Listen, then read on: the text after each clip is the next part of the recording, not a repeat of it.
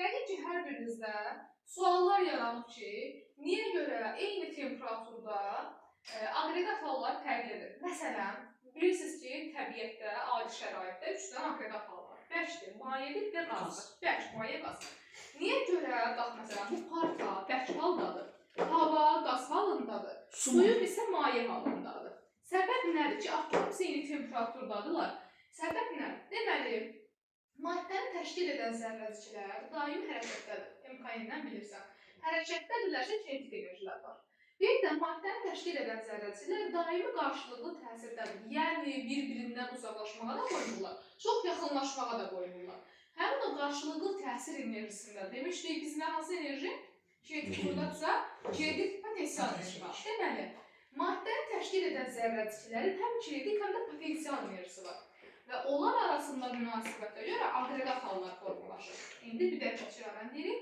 Maddənin aqreqat halı, onun düzülüşü, düzülüş deyəndə nə nəzər? Kristal qanizin forması nəzərdə tutulur. Onun düzülüşü, xassələri, hərəkəti nəticəsində müəyyənləşir. Ona görə bir-birindən fərqlədir. Xarakteristikalar nə oldu? Deməli, hərəkəti, düzülüşü, bir də nə dedik? Qarşılıqlı təsirə görə. Qarşılıqlı təsir. İndi gəlin başlayaq. Birinci, əgər mən deyirəmsə ki, kinetik enerji çox-çox kiçikdir, nədən? Potensial enerji. Yəni, maddəni təşkil edən zərrəciklər istədiyi kimi sürətdə hərəkət edə bilmirlər. Səncə bu hansı aqreqat halı olar? Bir də təkrar edirəm. Maddəni təşkil edən zərrəciklərin istədiyi kimi rahat hərəkət edə bilmirlər. Və sürətləri azdır. Bəli, söhbət bərkdən gedir. Bərklər bir-birinə daha sıx yerləşirlər, qarşılıqlı təsir çoxdur və daha böyük rabitə, daha böyük qüvvə ilə cəzb olduqlarla istədiyi kimi sərbəst hərəkət yoxdur. Onda buna biz deyəcəyik nə? Buna deyəcəyik sən bərk. Aydındırmı? Buna dedim bərk. İkinci aqreqat halıma keçirəm. Deyirəm ki, kinetik enerji təqribən potensial enerjiyə bərabərdir. Bu hansı aqreqat halı olar? Maye. Orta mövqedə dayanan maye olacaq. Buna da deyəcəksiniz nə? Maye. Sonra keçirəm üçüncü aqreqat halıma. Kinetik enerji potensial enerjidən çox-çox nədir? Böyükdür. Yəni, onun zərrəcikləri istədiyi sürətə malikdirlər və böyük sürətlərlə hərəkət edirlər. Buna biz nə deyəcəyik? Təbii ki, qaz halı deyəcəyik. Deməli, bu qarşılıqlı təsirin arasında yaranmış münasibətə görə maddələr formasını, həcmini ya dəyişirlər, ya saxlayırlar. Gəlin görək, hansı həcmini dəyişir, formasını saxlayır və yaxud da necə? Gəlin görək, məsələn, bərk cisim. Tutalım ki, burada bir bərk cisimim var, belə bir bərk cisimim var. Bunu mən, məsələn, bunun formasında olmayan bir qaba məcbur qoya bilirəmmi? Qoya bilmirəm, düzdürmü? Bunun formasında olmalı, düzdürmü? Deməli, mən bunun formasını dəyişə bilmirəm, bəs həcmini dəyişə bilirəm bərk cisimin. Məsələn, partalı istəyirəm ki, partanı qatlayım, qoyum cibimə aparım başqa bir məşqələ, düzdürmü? Eləyə bilmirəm. Deməli, bərk cisim həm həcmini saxlayır, həm də forması saxlayır. Yerdən bir dənə daş götürüb, bunu adi bir şəkildə bölüb və yaxud da həmin o daşı götürüb, ürək formasını salım, aparım, verim kiməsə, onu eləyə bilmirəm, düzdürmü? Deməli, bərk cisim həm formasını saxlayır, həm formasını, həm də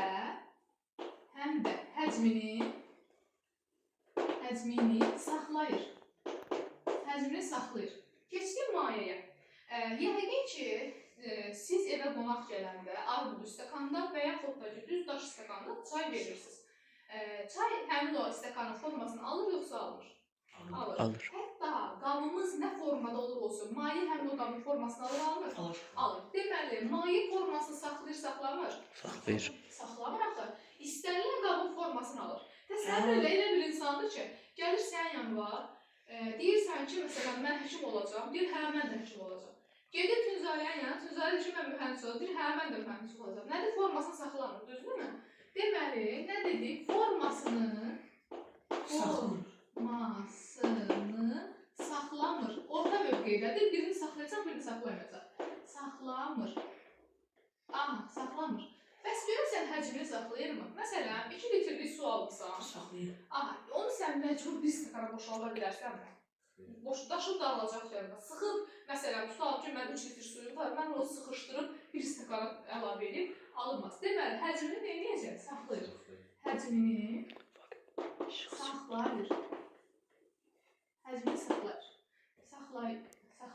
Bəlkə bərk həm form həmlini saxlayır da. Bəli, saxlayır. Hər ikisini saxlayır.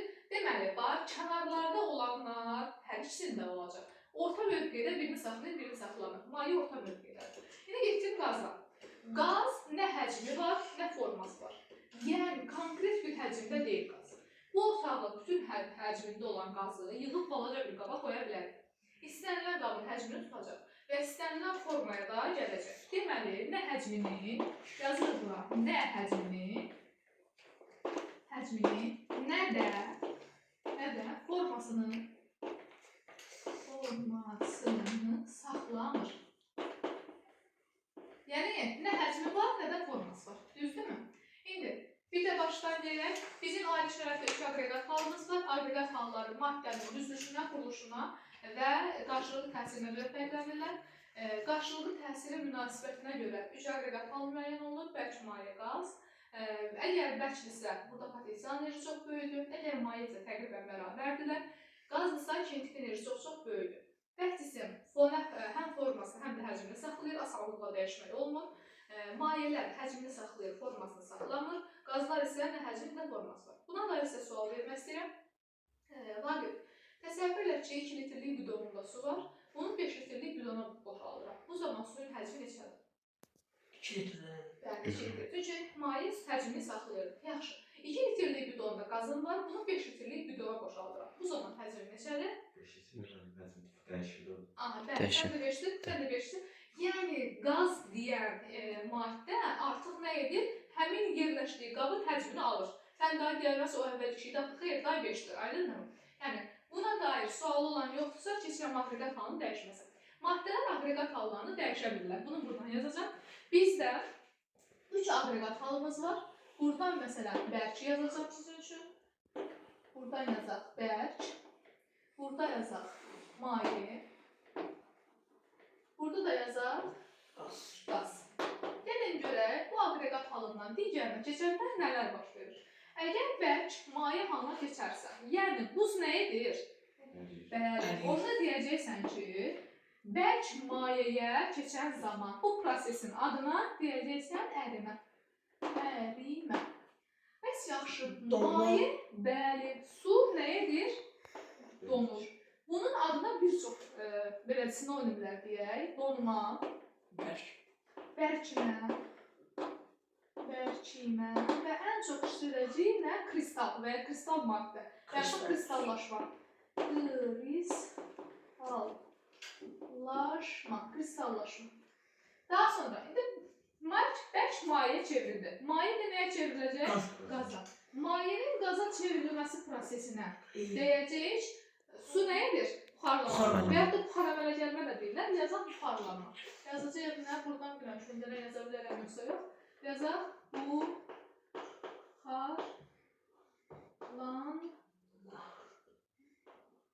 buxarlanma. Aha, buna deyil buxarlanma.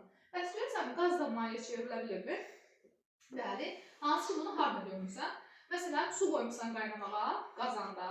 Qazanın qapağını açırsan, görürsən ki, su buxarı gəlib qazanın qapağına dəyib, oradan da mayeyə çevirir. Qazanın qapağında su damcıları var.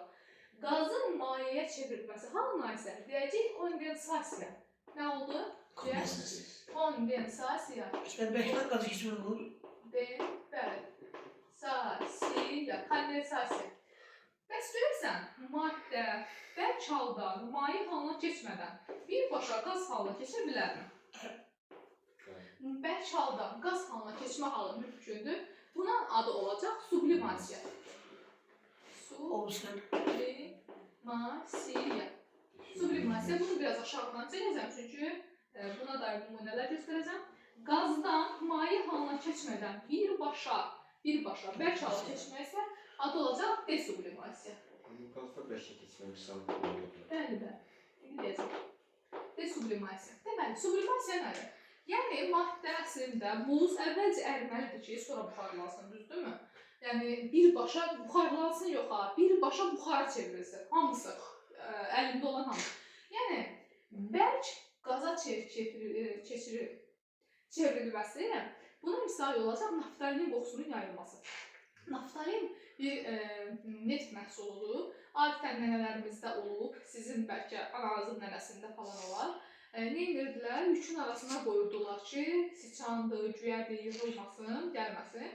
Naftalinin qoxusunun yayılması bəlkə sanki orada bərkdir, amma qoxusu yayılır. Qoxunun yayılması, bəlkə naftalinin qoxusu. Sonra yəqin ki, görürsünüz şoularda və yaxud da ki, əsasən də yemək belədində, yemək göstərişlərində ki, güya ki, yemək belə istisi çıxıb belədində sobadan və buxarlanır. Bunun üçün istifadə edirlər quru buzdan. Quru buz öz-özünə başlayır buxarlanmağa. Normal bizim bildiyimiz buz yox ha. Quru buzdur, yəni qapağı açan kimi, hətta quru buzun olduğu qabın qapağını açan kimi nə edir? Başlayır buxarlanmağa. Buna maye halına keçmədən birbaşa qaz halına keçməyə nümunədir. Bunu sizdən nə edəcək? Naftalinin qoxusu quru buzdur. Bunu sizdən sınaqlarda soruşa bilər. Sublimasiyaya misal. Daha sonra, bəs qaz bərkə çevrilə bilərmi? Havada qaz var, birbaşa dondu oldu bərk, maye çevrilmədən. Buna misal olaraq deyə bilərik qrovun əmələ gəlməsi. Buraya yazacaq qrov. Qrov. Qrov nədir uşaqlar? Qışda buz salxımları sallanır şiferlərdən. O qrov havada olan qaz idi, birbaşa çevrilib bərk cismə. Hansı Rus filmlərində o görünür, ki, Şaxta baysasını vurdu yerə və hər yer birdən-birə buz oldu və yaxud da ki, havada qaz var idi və birdən-birə buza çevrildi. Bu qrovun əmələ gəlməsi, yəni desublimasiya hadisəsidir. Daha doğrusu qaz bərkə çevrilir. Bununla bağlı sual olan varmı? Yoxsa mən artıq danışmaq istəyirəm xüsusi ərimə istəyirəm. Saxlayayım. Bəli, başlığımız olacaq xüsusi ərimə istəyirəm. Mən burada sizə ilk öncə demək istəyirəm ki, bərk maddə maye çevrilən zaman, yəni əriyən zaman hansı temperaturda əriyirsə, həmin temperaturda da donacaq. Bu sizlərə biraz qəribə gəlir. Maye də həmin temperaturda necə əriyir biraz əvvəl. İndi gəlin belə deyək. Su neçə dərəcədə, daha doğrusu, su neçə dərəcədə donur? 0 dərəcədə. Bəs buz neçədə əriyir? 100. Buz neçədə əriyir? 0 dərəcədə. Düzdürmü? Ərimə temperaturu həmişə donma kristallaşma temperaturuna bərabər olacaq. Aydınmı? Ərimə temperaturu. O da desin, kristal maddə hansı temperaturda əriyirsə, maye də həmin temperaturda donur. Belə bir söz deyilirsə. Ərimə donmaya bərabərdir. Yaxşı mı? İndi gəlin görək, xüsusi ərimə nədir? Burada sizə bir şart xəbərim var. Xüsusi ərimə istiliyi, bundan əvvəl keçdiyiniz xüsusi yanma istiliyinin oxşar düsturu, sadəcə söz fərqlənir. Hətta bundan sonra birazdan xüsusi buxarlanmalı deyilsə, üstünü də düstura edir. Xüsusi yanmanın düsturunu kimsə xatırlayır mı balaca çuğunun düsturunu? Çuğun bölgesi. İndi burada xüsusi ərimə istiliyinə lambda deyəcəyik. Buna deyəcəyik lambda. Adım yazar. Lambda.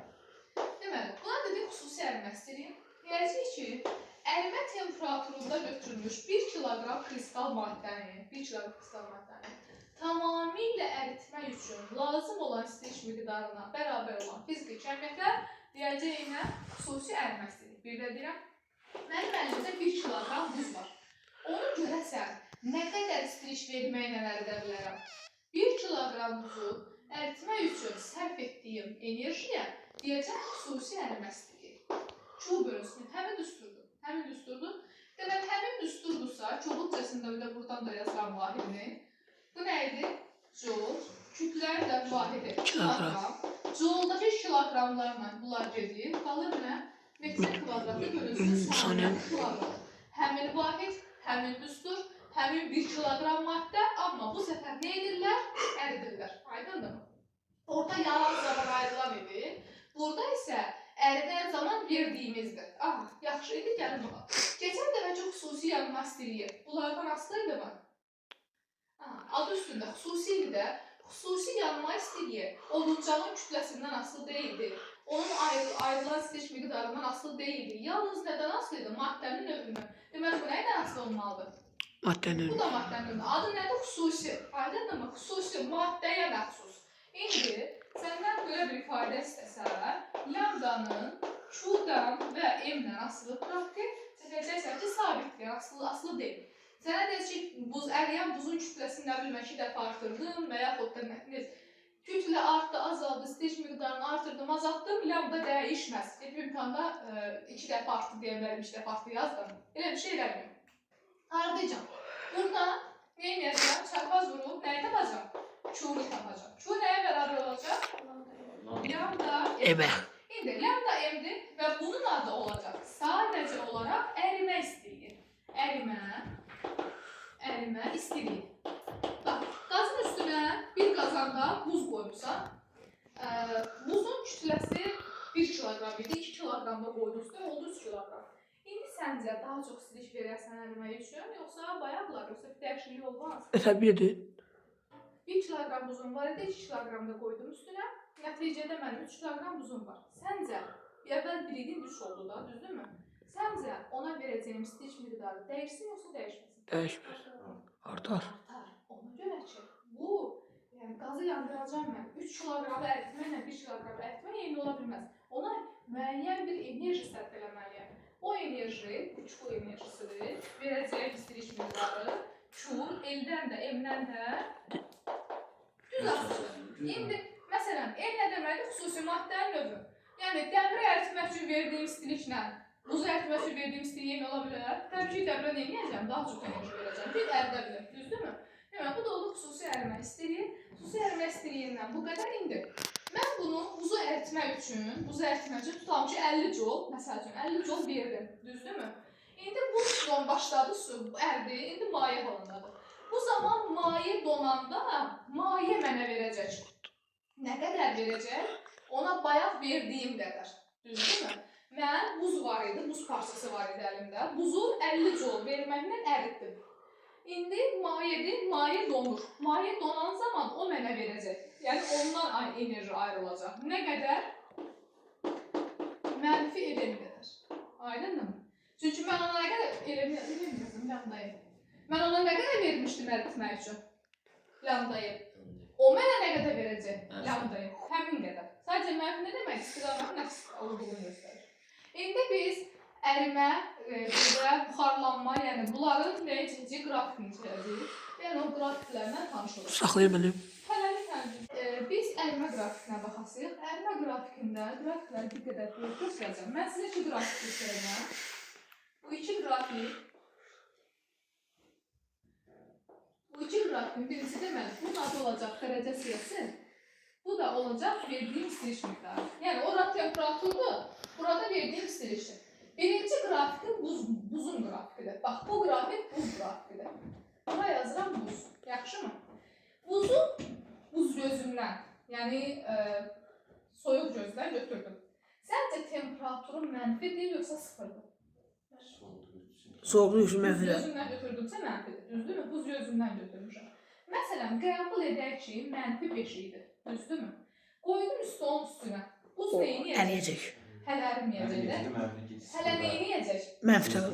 Sıfıra qədər neyini yiyəcək? Əriməyəcək. Əriməyəcək. Yəni sıfıra qədər soyuyacaq, yoxsa qızacaq? Soyuyacaq. Sıfıra qədər qızacaq. Çünki mənfi 5 sıfırdan kiçikdir. Mənfi 5-dən sıfıra gələndə temperatur artdı deməkdir.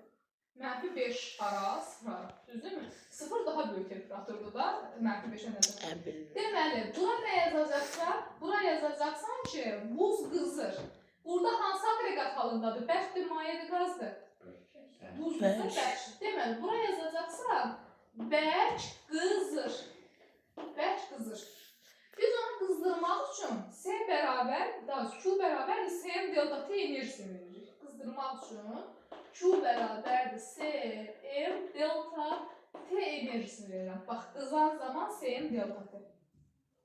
Və buradakı S buzun S'sidir. Söhbət baba buzdan gedir, bərk qısımdan gedir. Burada bu yazdım. Gəldi, çatdı sıfıra. Sıfıra çatanda nə başladı? Əriməyə başladı. Əriməyə başladı və sən görürsən ki, stolun üstündə buz var. Buz özü bütöv qalıb, ətrafı da nə ilə dolub? Suyla dolub. Deməli, buz başladı əriməyə, əridi. Gəldi, çatdı bura, düzdürmü? Və bura çatanda tamamilə ərimiş olur. Mən də, bax, istiliyə bax, istiliyin miqdarına bax. Buradan bura gələndə verdiyim istiliyi artı bax. Yoxsa dəyişməz. Bura bax. Bax, bura məsələn 2 yazılıb, bura yazılıb 6. Xəttə üstə. Yəni artar da, buna istiqamətə gələm də. İstilik miqdarı artır. Yəni ətrafdan istiliyi alır. Və yaxud da lap belə götür. Götürüb qoymuşam qazın üstünə. Qazı yandırmışam, qazım yandır. Ona istiliyi verirəm. Bax, istilik miqdarı verirəm. Amma temperatur nədə qalıb? Sıfırda qalıb. İndi deyəcəm ki, bu hissə hər hissəsidir ərimə. Deməli, buna nə deyəcəm? Ərimə. Əriyən zaman hansı aqreqat halındadır? Ərimə prosesində. Hansı aqreqat halındadır? Həm bərk, həm də maye. Niyə görə bayaq dedik ki, tamamilə əriyib qutaracaq bu hissə ərimə prosesidir. İndi deyəcəksən ki, müəllim, necə olur ki, bizim qazımız aktiv şəkildə yanır, amma temperatur ilə sıfırda qalıb, o qızmalı deyil. Deməli, belə bir söz deyəcək. Ərimə prosesində temperatur dəyişməz. Yazırsan ki, temperatur sabit qalır. Sabit qalır. Hətta bunu biraz da inkişaf etdirib belə bir söz deyə bilərəm sizə. Aqreqat halının dəyişdiyi proseslərdə temperatur dəyişmir. Birazdan qaynamaq istəyirəm sizə, indidən deyim aydın olsun. Məsələn, suyu qoymuşam qızmağa, su başladı qaynamağa, çaynikim qaynayır. Çaynik qaynayır və təbii ki 100 dərəcədə qaynayır da, düzdürmü? Və mən də çaynikin altını söndürmürəm. Qaz yanır elə də, qaz yanıb gedir. Səncə, həmin o qaynayan suyun temperaturu 100-dən artır yoxsa dəyişmir? 100-dən. Səncə, həmin o qaynayan su 100-də başlamış da qaynamağa. Ta ki qaynayıb qutarana qədər, buxarlanıb qutarana qədər onun temperaturu dəyişir yoxsa dəyişmir? Dəyişir. Deməli, biz burada deyəcək dəyişmir. Səbəb burada necə ki ərimə zamanı bərkdən mayeyə tam çevrilənə qədər temperatur dəyişmədi. Oradakı maye də buxara tam çevrilənə qədər temperatur dəyişməyəcək. Burada digər adı da olacaq qaynama. Yəni ümumiləşdirsən, aqreqat halının dəyişdiyi prosesdə əriyəndə nə olur? Bərk maye, qaynayanda nə olur? Maye qaz. Aqreqat halının dəyişmə proseslərində temperatur dəyişməz. Qısaca yazıram. Aqreqat halı dəyişən proseslərdə, bunu özü üçün qeybi götürəcəksiniz. Dəyişən proseslərdə nə dəyişmir? Temperatur sabit qalır. Temperatur sabit qalır. Yaxşı, bunu da demiş olduq. Bəs müəllim, verdiyimiz istilik hara səhv olunur? Verdiyimiz istilik hara gedir? Əgər düşünürsünüzsə, bərk cismin quruluşu maye nəzərən daha nizamlıdır, düzdürmü? Və kristal qəfəs var. Bizim ona verdiyimiz istilik məşğuldur ki, kristal qəfəsi parçalasın, bir sözlə kristal qəfəsi dağıtsın, bərkdən maye düzəltsin. Deməli, biz ona istilik verəndə temperaturu artmasa da, kinetik enerji artımı, düzdürmü? Temperaturu artmasa da, qarşılıqlı təsirin potensial enerji artdığına görə burada daxili enerji artır.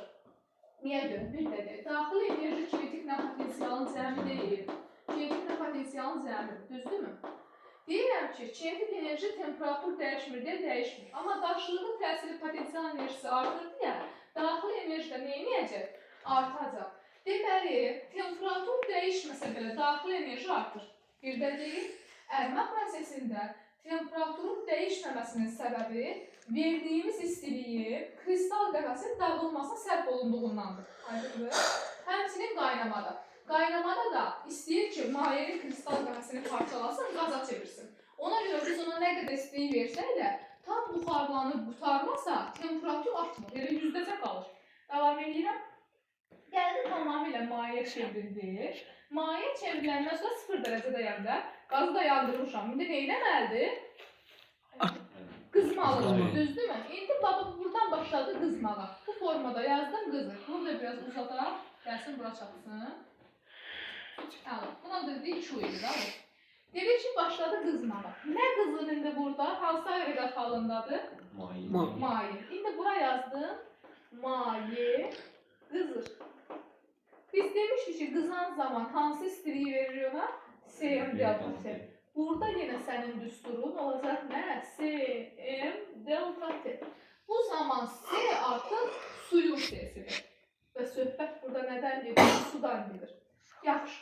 Bəs görürsən, mən əridən zaman ona hansı istilik miqdarını verdim? Əridən zaman verdiyim istilik miqdarına nə demişəm? Lambda M. Lambda M. Bir tane dayandır. Deməli, nə oldu? Qızan zaman, bəş qızanda da Cm delta T, maye də qızanda Cm delta T normal verdiyimiz istilik miqdarı. Əridəndə amma Əritmək üçün verdiyimiz istəyiş miqdarı nədir? Elm. Lambda-m. Elm deyə qalmışam. Lambda-m. Aydındırmı? Bura qədər indi mən hələ ki qrafiki burada dayandırıram. Birazdan qaynama eləyəndə bunu biraz da artıracam. Məsələn, burada özümüzdən deyək ki, neçəyə qədər qızdırdım? 100-ə qədər qızdırdım bu sana. 100-ə qədər qızdırdım. Və artıq burada təbii ki qaynama başlayacaq. Qaynamanı birazdan davam etdirəcəm. Çünki hələ qaynamaya qalıb. İndi buranı götürürəm. Qeydlərinizi götürdünüzsə. Və burada nəyi çəkirəm? Biz buz qrafikini çəkmişdik. Bəs görürsən, adi şəraitdə metalların ərimə qrafiki necə olacaq? Metallar əridəyir. Hər hansısa bir metal. Bax, belə bir qrafik çəkirəm yenə. Aha, yenə temperatur, yenə verdiyim istiriş miqdarı, hansısa bir kilojoul'la və metal adi şəraitdə otaq temperaturunda götürək. 20 dərəcə Selsidə, məsələn. Bunu neynəməliyəm əritməkdən ötürü?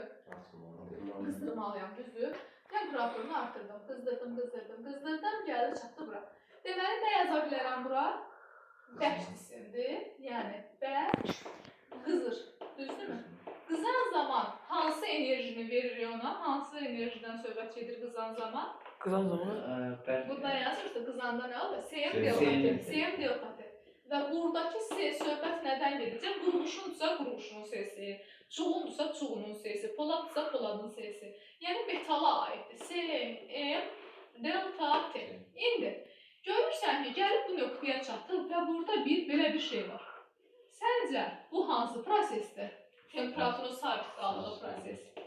Əriməyib durdu. Ərimə prosesi, düzdürmü? Məsələn, deyək ki, 769 dərəcə Selsidə başladı bu əriməyə. Temperaturun sabit qalmağından başa düşəcəksən, bu ərimə prosesidir. Ərimə prosesində hansı aqreqat halında olur? Prosesdə. Yox, prosesin özündə. Yəni, qurğuşu qoydum tavaya əritməyə. Həmin dəqiqə maye çevrilir. Bir hissəsi mayədir, bir hissəsi bərkdir. Deməli, burada həm bərk var, həm də maye var. Ardıyca, ona nə qədər istilik miqdarı vermişsən, əritmək üçün lambda m qədər. Düzdürmü? Bax, ərimək üçün lambda m. Deməli, burada yazacaqsan, verdiyin istilik miqdarına yazacaqsan, lambda m. Aydındır mı? Burada nə etdir? Burada nə etdir? Tamamiləridir. Nə halındadır? Maye. Deməli, buradan da yuxarıya doğru nədir onda? Mayenin qızması. Mayenin qızması. Bu, bundan yuxarı oldu. Dərəcə Selsi. Bu isə uyğun gəlir nəyə? Maye qızır. Yaxşı, maye qızırsa, hansı istilik miqdarı verirəm mən ona? Bütün qızmalar Sm delta T'dir. Yenə yazıram nə? Sm delta T. Burada təbii söhbət maye halından gedir. Sm delta T. Yaxşı. Biz deyirik ki, ərimə prosesində daxil enerji dəyişir, yoxsa dəyişmir? Artır dedik ya. Çünki daxil enerji kinetiklə potensialın cəmidir, düzdürmü? Əgər mənim kinetikim dəyişmirsə, qarşılıqlı təsirin potensialını artırdı deyə nə olurdu? Deməli, daxil enerji artırdı. Bax, yadımda saxla, ərimə prosesləri sabit olan hissələrdir. Ərimə proseslərində mütləq şəkildə daxil enerji artır. Gəlin, indi biz bunun daxil enerji grafikini çəkək. Belə bir grafikimiz olsun. Daxil enerji U, bir də T dərəcə Selsi, yəni temperatur. Biz əvvəlcə buzu hardan başlamışdıq? -5-dən. Dərəcə oxunda -5-i yazıram. Bax, buraya yazdım -5, düzdürmü? Bunu neyləmişdim? Qızdırmışdım. Bunu biraz yuxarı qaldırsaq yaxşı olacaq. Aha. Burada deyək U. Qızdırmışdım və neyləmişdi? 0 dərəcə temperatura çıxdığında başlamışdı əriməyə. Əriyən zaman temperaturu dəyişmişdi? Dəyişməmişdi. Ona görə də bu oxa perpendikulyar, amma daxil enerji oxu ilə yuxarıya doğru qalxan bir qrafik seçdim. Və tamamilə əriyib qutaranda neynirdi? Qızmağa başlayırdı. Hara qədər qızdırmışdıq? Neçə qədər qızdırmışıq? Məsəl üçün 100 dərəcəyə qədər qızdırmışıq. Daxil enerji görsən, buradan neynədir? Artdırır. Və yaxud da sən belə bir qrafik görəndə bil ki, bu hissəsi hansı hissədir? Ərimə hissəsidir. Səndən sınaqlarda belə bir şey verəcək. Bura yazacaq 7, bura yazacaq məsələn 18, bura yazacaq 21, belə bir ifadə verəcək sənə. Deyəcək ki, əriməyə sərf olunan istilik miqdarını hesabla. Burada da yenə rəqəmlər var. Sən bilirsən ki, ərimə harda baş verir? Burada baş verməyib ərimə. İsteyiş miqdarı oxuqda 18-7. Deməli 11 kilojoule sən enerji vermirsən ki, hərisə qurtardın, qrafika baxan kimi sadəcə 3 saniyəyə məsələni biləcəksən.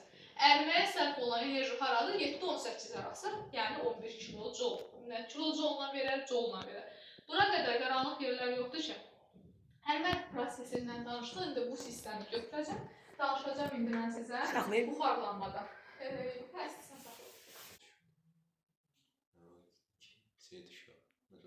Buxarlanmaya zərəlidir. Aynen, buxar. Xüsusi buxarlanma ilə yanaşı, biz indi keçəcəyik qaynamanı.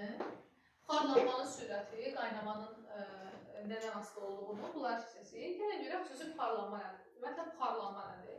Buxarlanma, mayenin sərbəst səthindən zərrəciyin ayrılması prosesidir. Yəni, buxar əmələ gəlmələ deyirlər buna. Əgər bir zərrəcik ki, qopub maye səthini tərk edirsə, buna deyirlər buxar əmələ gəlmə, buxarlanma prosesi. Gələ görə bu necə baş verir? Görürsən, bütün zərrəciklər, ixtiyari zərrəcik maddəni tərk edib gedə bilərmi? Xeyr, bu mümkün deyil. İstənilən zərrəcik maddəni tərk edib gedə bilir. Enerjisi, yəni temperaturu yüksək olan zərrəcik, enerjisi yüksək olan, böyük olan zərrəcik maddəni tərk edərək ondan ayrılır. Buna, məsələn, misal olaraq nəyə göstərə bilərik? Temperaturu buxarlanan cisim soyulur. Məsələn, çayı qoymuşsan, buxarlandı, soyulur. Və yaxud da dənizdən çıxan insan üşüyür. Səbəb nədir? Gedən zaman həmin o zərrəcik özü ilə öz enerjisini götürüb aparır. Yerdə qalan enerji tərkini eləyəcək, azalacaq. Gəlin, indi belə deyək, evdə tutan 3 qardaş var. 3 qardaşın da anası atası deyir ki, yox, siz hamınız bir yerdə yaşamalısınız, ayrılmaq olmaz. Heç bir qardaş evdən ayrılmaz. Heç bir oğul evdən ayrılmaz. Amma oğullardan biri götürür ailəsini, evdən ayrılır. Düzdürmü? Hansı oğul evdən ayrılır? Enerjisi olan, düzdürmü? Bilir ki, ailəsini saxlaya biləcək, o ayrılır. Düzdür? Gedən zaman uşağın birini orada qoyur mu? Yox. Qoymur. Altı yerdə qalır, bəli. Neyinir? Bütün ailəsini, bütün əşyalarını neyinir? Götürür, çıxır. Deməli, hansı gedir? Enerjisi böyük olan, uca olan. Düzdürmü? Enerjisi böyük olan. Çıxdı və getdi. İndi mənim ailəsi uşağı olmasa? Öz enerjisini, əşyalarını götürdü, getdi. Düzdürmü? Deməli, indi burada bir söz deyilir ki, buxarlanan cisim ona görə soyuyur ki, hər bir qopan zərrəcik özü ilə malik olduğu enerjini götürür, aparır. Adətən siz qızdıranda neynirlər? Siz qızdırmalı olanda neynirlər? Neynir? Sizi tərlədirlər, düzdürmü? Tərləyəndə nə olur? Bizim bədənimizin səthindən qopan həmin o molekul öz hərarətini, temperaturunu götürür və ona görə yerdə qalan cismin temperaturu azalır. Aydındır? Yaxşı, indi belə deyək. Görürsən, buxarlanma bütün temperaturlardan gedirmi? Məsələn, insanın ağlına heç o gəlir ki, su ancaq 100 dərəcədə buxarlanır, yəqin. Xeyr, elə bir şey yoxdur. İstənilən temperaturda buxarlanma gedir. Məsələn, mən bu suyu qoydum bura, getdim. Üstündən 10 gün gələnə sonra görəcəm ki, bu suyun kütləsi, yəni bu suyu azalır, düzdürmü? Su azalır. Deməli, buxarlanma istənilən temperaturda gedir. Hətta buz belə -5 dərəcə temperaturda buxarlanır. Yəni ki, görmürsünüz ki, buzu götürürsünüz, soyuducudan çıxaranda başlayır buxarlanmalı, düzdür? Buxarlanma istənilən temperaturda gedir. Yəni, yalnız konkret bir temperaturda da elə bir söz yoxdur. Yaxşı? Buxarlanma istənilən temperaturda gedir. Buxarlanmanın sürəti maddən növündən asılıdır. Gəlin, eyni qablarda, eyni açıq səthin sahəsi olan qablarda spirt qoyaq, su qoyaq və yağ qoyaq. Hansı daha tez buxarlanacaq sorursam, deyəcəksiniz ki, spirt daha tez buxarlanır. Yağ isə ən gec buxarlanan olan maddədir deyəcəksiniz, düzdürmü? Daha sonra, deməli, buxarlanma sürəti nələrdən asılı oldu? Buxarlanma sürəti asılı oldu maddənin növündən. Həmin maddənin temperaturuna. Yəni, bir dənə eyni suyu bir qədər burada qoyaq, bir də qaynayan su qoyaq. Deməli, dedik ki, buxarlanmanın sürəti birinci maddənin növündən asılıdır, ikincidə temperaturundan asılıdır. Temperatur yerə deyirəm, qaynar sürətini qoymuşam, bir də bu soyuq suyu qoymuşam. Hansı daha sürətlə buxarlanacaq? Təbii ki, qaynar. Deməli, maddənin temperaturu. Daha sonra siz evə gedirsiniz, çay içib çıxmalısınız kursa. Siz çayı istəkanda verirlər, nə edəcəksiniz? Tez soymalısınız. Nəlbəttə sürəcəksiniz. Çünki nəlbətin açıq səthinin sahəsi daha böyükdür, istəkandası daha balacadır. Deməli, açıq səthinin sahəsi nə qədər çox olarsa, buxarlanmanın sürəti də bir o qədər çox olacaq. Yəni, maddəni rahat şəkildə tərk etmək daha rahat olacaq, düzdürmü? Deməli, bir də sayırıq maddənin maddənin növü, maddənin temperaturu, açıq səthinin sahəsi. Növbətinə keçirəm. Növbəti deyə bilərsən ki, ətraf mühitin hava cərəyanları, ətraf mühitin temperaturu, rütubəti, nə deməkdir bu? Bax, məsələn, paltar sərmirsən, havada küləklidir. Yuduğun paltarın üstündə həmin o cismi tərk edən molekullar var. Külək də gəlir o molekulları aparır. Deməli, həmin o molekul şansı qalmır ki, qayıdıb təzədən maddəyə daxil olsun, düzdürmü? Deməli, o səbəbdən küləkli havada paltar tez quruyur. Ətraf mühit hava cərəyanı və ətraf mühit rütubətlidir. Rütubətli olanda gec quruyacaq. Daha sonra ətraf mühitdə temperaturu yüksəkdir, daha tez quruyacaq. Onda gəlin belə deyək, deyirik ki, bir də təkrarən deyirik, buxarlanma sürəti nələrdən asılıymış? Maddənin növü, daha sonra maddənin temperaturu, açıq səthinin sahəsi, bir də ətraf mühitin hava cərəyanlarından, yəni rütubət, temperatur, havadan və yəni küləkdən asılıdır. Bəs görürsən, maddəni buxarlandırmaq üçün mənə nə qədər enerji lazımdır? Maddəni buxarlandırmaq üçün lazım olan enerjilər xüsusi buxarlanma enerjisi deyəcəm. Bax, buxarlanmalı, yaxşımı? Böyük yer həddi enerjilər olur. Yenə, qaynama temperaturunda götürülmüş 1 kiloqram maddəni qaynatmaq üçün, yəni buxara çevirmək üçün lazım olan istilik miqdarına deyəcəm xüsusi buxarlanma istəyir. Yenə düsturum Q bölünsün M olacaq. Yenə vahidim Joule bölünsün kiloqram olacaq. Yenə vahidim əsas vahidlərlə metr kvadrat bölü saniyə kvadratı olacaq. Düzdürmü? Bura qədər qaranlıq qalan yer yoxdur ki. Və deyə bilərəm ki, yenə xüsusi olduğuna görə, maddə növünün asılı olduğuna görə düsturda gördüyüm kəmiyyətlərdən asılı deyil. Amma burada tək bir fərq var. Xüsusi buxarlanma istiliyi temperaturdan asılıdır. Hansı ki, indiyəcən xüsusi ərimə, xüsusi yanma, bir də xüsusi istilik tutumu demişdik. O ancaq maddə növündən asılıdır. Xüsusi buxarlanmada maddə növündən asılıdır. Yanında bir dənə kəmiyyət də var. Bu yeganə budur ki, yanında bir dənə kəmiyyət var. Hansı kəmiyyət o? Temperatur. Temperaturdan tərs asılıdır. Tı yapacaqlar. Temperaturdan tərs asılıdır. Temperatur artdıqca maddəni qaynatmaq üçün lazım olan istilik miqdarı sanki azalır. Yəni bu azalmış olur. Sərdən deyirəm ki, temperaturdan tərs asılıdır. Daha sonra burada mən təbii ki, yenə nəyi tapa bilərəm? Böyük Q-nu tapa bilərəm. Böyük Q nəyə bərabər olacaq? Elimə. Buradakı elim sadəcə olaraq buxarlanma istiliyidir. Sadəcə buxarlanma istiliyidir. Sadəcə buxarlanma istiliyidir. Təbii ki, həm eldən, həm də M-dən necə asılıdır? Düz asılıdır. Yəni Q eldən və M-dən düz asılıdır. Q eldən koordinat başlandı, tezən. Q eldən və M-dən necə asılıdır? Düz asılıdır dedik. Daha sonra buradan deyə bilərik. Bax, məsələn, tutalım ki, mən bunu buxarlandırdım. Buxarlandırmışamsa, deməli qaynadmışam deməkdir. Yəni, xüsusi müəyyən bir temperatura qədər qaynadmışam. Və hansı ki, maddənin qaynadığı temperatura, ona da qaynama temperaturu deyəcəyik. Qaynama temperaturu nə deməkdir? Ümumiyyətlə, qaynama nə deməkdir? Əvvəlcə maddənin hansısa oradan-buradan səthindən molekul tərk edirdi. İndi bütün həcmdə molekullar maddəni tərk edəcək. Buna isə qaynama deyəcəm. Yəni ki, qaynama prosesini görürsünüz. Qaynama prosesində bütün həcmdə buxarlanma baş verir. Onda qaynama üçün deyəcəm ki, qaynadığı temperatur qaynama temperaturudur və asılı olduğu kəmiyyətlər var. Daha doğrusu hadisələr var ki, nələrdən asılıdır? Qaynama temperaturu, bunu silməyəcəm qalsın.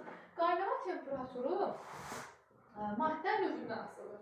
Təbii ki, su 100 dərəcədə qaynayır. Yağ isə tavaya dökən kimi qaynayır, düzdürmü? Daha aşağı temperaturlarda qaynaya bilir. Maddə növündən asılıdır. İkinci hadisə, ikinci asılı olduğu ətraf mühitin təzyiqi, yəni atmosfer. Yəni, hatta buna xarici təzyiq də deyə bilərik. Atmosfer təzyiqindən asılıdır.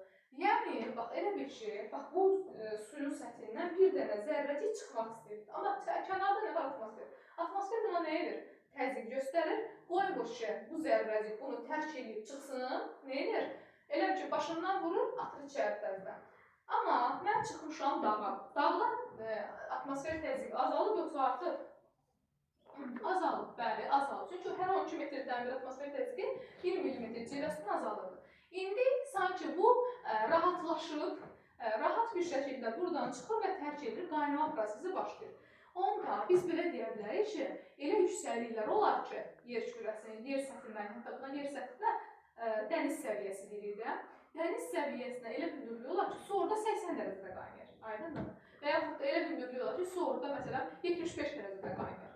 Deməli, onda qısaca biz onu nəticəsini yazaq. Bunu özünüz üçün qeyd götürüb oxumağınızı Yandırım sizdən mənim. istəyəcəm. Yox, ehtiyac yox. Qeyd götürüb oxumağınızı sizdən istəyəcəm. Yazırıq ki, atmosfer təzyiqi artanda, atmosfer təzyiqi artanda qaynama temperaturu sizcə artırdı yoxsa azalırdı? Atmosfer təzyiqi Artıb, atmosfer təzyiqi artıb. Bunun üzərindən ümumiyyətlə çıxmağa heç bir zərrəcik qoymur.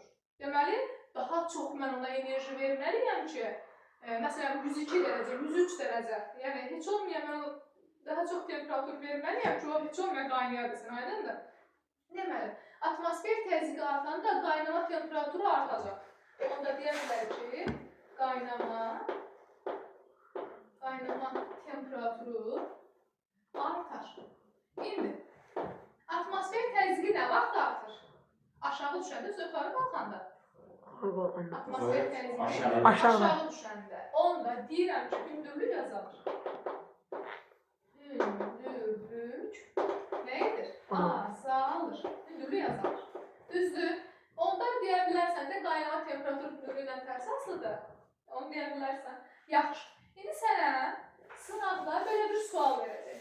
Deyəcək ki, aşağıdakı hündürlüklərdən və ya yüksəkliklərdən hansında su ən yüksək temperaturda qaynayır? Bir də deyirəm, aşağıdakı yüksəkliklərdən hansında su ən çox temperaturda qaynayır?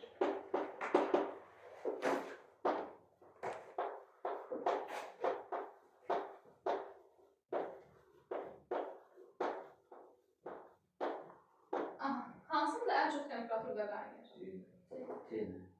C-də. Bəli, cavab C-dir. Niyə görə? Bir də deyirəm, mənə lazımdır ki, ən çox temperaturda qaynasın. Düzdürmü? Ən çox temperatur aşağı gedəndə. Deməli, qaynama temperaturu nə vaxt artır? Hündürlük az olanda. Yəni, sən də baxırsan, hündürlüyün az olduğunu seçirsən. Və bunu özün üçün imtihanda da, öz üçün test kənarda qeyd elə, beynində quranda sxem qarışa bilər. Biz öz üçün qeyd elə ki, hündürlük azaldı, atmosfer təzyiqi artdı, atmosfer təzyiqi artıbsa qaynama temperaturu artır. Deməli, mənə hündürlüyün az olduğu yer lazımdır. Bunlardan da ən az C bəndində var. Aydındır? Bu formada tapacaqsan. Bu da oldu qaynama. Biz yaxşı. Mən maddəni qaynadana qədər onu neyirəm? Qızdırıram, düzdür? Deməli, mən maddəni həm qızdırıram, həm də qaynadıram. Ümumilikdə ona nə qədər enerji verdiyini soruşsa, ümumilikdə ona nə qədər enerji verirəm? Qızdıran zaman Sm delta T, düzdürmü? Qaynadan zaman da elim. Onda belə bir şey olacaq. Deyəcəm ki, mən maddəni həm qızdırmışamsa, həm də qaynatmışamsa, ona verdiyim ümumi isteyiş miqdarı Sm delta T üstəgəl elim qədərdir. Həm mayeni qızdırdım və qaynatdım. Aydındır? Belə. Bəs soyuyan zaman o mənə nə verəcək? Soyuyan zamanda o mənə verdiyimi qaytaracaq. Çayını qızdırdım, qoydum, məsələn, kuxmada stolun üstünə. Soyuyan zaman o da başladı soyunmalar. Ətrafa nə qədər sirk verəcək? Bunların cəmi qədər. Nə vermişdim, sonra qaytaracaq mənfisini. Yaxşı. Demişdim ki, burada buxar qaynamanı davam etdirəcəm. Gəldik, çatdıq 100-ə. 100-ə çatanda nə baş verdi? Qaynama prosesi. Qaynama prosesində temperatur dəyişər mi demişdik? Yox. Dəyişməz demişdik. Ona görə də baba burada, bax burada belə bir sabit çıxır. Deyərsən ki, müəllim, bax, bura ərimədir, düzdürmü? Bura qaynamadır. Bunları bir-birindən necə ayırır? Sənə ərimə ilə bağlı, özü məsələn, qaynamada görürsən ki, su üstü, su məsələn 0-dır. Birincisi 0-da ərilir, 100-də qaynayır, aydındır? Buradan tapacaqsan. Bura qaynama prosesidir. Qaynamaq üçün nə qədər isteyiş miqdarı verdim? Elm qədər. Çünki qaynayanda nə yazmışdıq? Elm. Daha sonra, burada hansı aqreqat halındadır? Hansı aqreqat halındadır? Qaynayır. Çayını qoydum qaynamağa, həmin dəqiqə buxar oldu. Bəli, maye. Görürsən, hər iki aqreqat halı var. Görürsən, sabit olan yerlərdə hər iki var.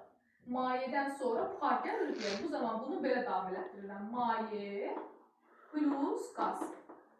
Yaxşımı? Maye plus qaz. Bunu yazdım. Bəs yaxşı. Bura çatanda nə baş verib? Tamamilə qazdır. İndi nə olur? Qaz neydi? Buxar hamısı qızmalara aiddir də, düzdürmü? Qaz nə olur? Qızır. Qaz qızır. Burada aiddir qaz qızır, yəni buxar qızır deyək də. Buxar qızır. Yenə də burada buxarın Cm delta tesindən istifadə etmək olar. Bu hissə sənə düşməz. Bura qədəri bilməyi vacibdir. Yaxşımı? İndi mən sizə bir şeylə qeydini yazdırmaq istəyirəm ki, testlərdə çətinlik çəkməyəsiniz. Növbəti qeydimiz nə olacaq? Bax uşaqlar, sizə imtahanda və yaxud ki, indi testlərinizdə işləyəndə Saxlayım. yox.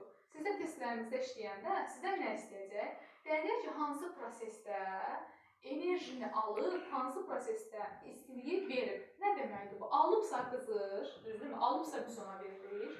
Veribsə o bizə verir və soyur. Deməli, bax məsələn, mən buzu əritmək üçün ona nə edirəm? İstiliyi verirəm. Suyu qaynatmaq üçün ona nə edirəm? İstiliyi verirəm. Deməli, yazıram ki, ərimə, bölgəyə qeyd. Bayaqçı qeydlərin nömrəsini üz götürün. Ərimə və qaynama